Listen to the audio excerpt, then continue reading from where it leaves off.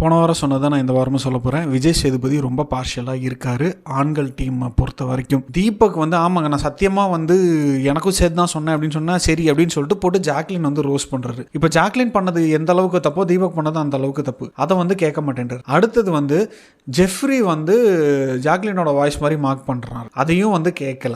விஜய் விஷால் வந்துட்டு woman contestant மாதிரி நடந்து மார்க் பண்ணுறாரு. அதையும் கேட்கல. இப்போ வந்து பசங்க என்ன பண்ணாலும் தப்பு இல்லை, பொண்ணுங்க என்ன பண்ணாலும் தப்பா அப்படின்ற மாதிரி தான் இருக்குது. ஸோ சௌந்தர்யாவை வந்துட்டு போட்டு பொழந்தது சரியான விஷயம். ஆனால் அதே மாதிரி தீபக்கையும் போட்டு பொழந்திருக்கணும். தீபக் வந்து பொழக்கவே இல்லை. தீபக் பண்ணது கரெக்டுன்னு தயவு செஞ்சு யாருமே தூக்கிட்டு வராதிங்க. தீபக் பண்ணது இந்த அளவுக்கு ஜாக்லின் பண்ணது தப்புன்னு நீங்கள் சொல்கிறீங்களோ அதை விட 2 மடங்கு தீபக் பண்ணது தப்பு. தீபக் வந்துட்டு ஒவ்வொரு தடையும் பாயிண்ட் அவுட் பண்ணி தான் பேசுகிறாரு. இது வந்து ஷோ நல்லா பார்க்குற எல்லாத்துக்குமே வந்து தெரியும். தீபக் வந்து ரொம்ப ரூடாக தான் பிஹேவ் பண்ணுறாரு. ஜாக்லின் கிட்ட மட்டும் இல்லை, எல்லார்கிட்டையுமே. ஜாக்லினா வந்துட்டு அந்த எக்ஸ்ட்ரா ரூட்னஸ் ஆட்டோமேட்டிக்காக வந்துருது. ஸோ இப்போ சாச்சனானா மட்டும் வந்துட்டு அப்படியே கொஞ்சம் செல்லமாக வந்து சொல்கிறதும், ஜாக்லினை மட்டும் அதட்டி கேட்குறதும், சௌந்தர்யாவை இவ்வளோ நாள் கழிச்சு இப்போ அதட்டி கேட்குறீங்க, அது வரைக்கும் சந்தோஷம். ஸோ இந்த ஜாக்லின் மேலே மட்டும் என்ன காண்டு அப்படின்றது எனக்கு தெரியல. இல்லை வந்து அவங்கள வந்து நீங்கள் இப்படி ப்ரொஜெக்ட் பண்ணுறீங்களா விஜய் டிவி அப்படின்றது எனக்கு தெரியல. ஸோ ஓவராலாக வந்துட்டு ரொம்ப பயஸ்டாக தான் விஜய் டிவியே நடந்துக்குது. விஜய் டிவி நடந்துக்கு விஜய் சேதுபதி அப்படி தான் நடந்துக்கிறாரு அப்படின்ற மாதிரி நான் ஃபீல் பண்ணுறேன். ஸோ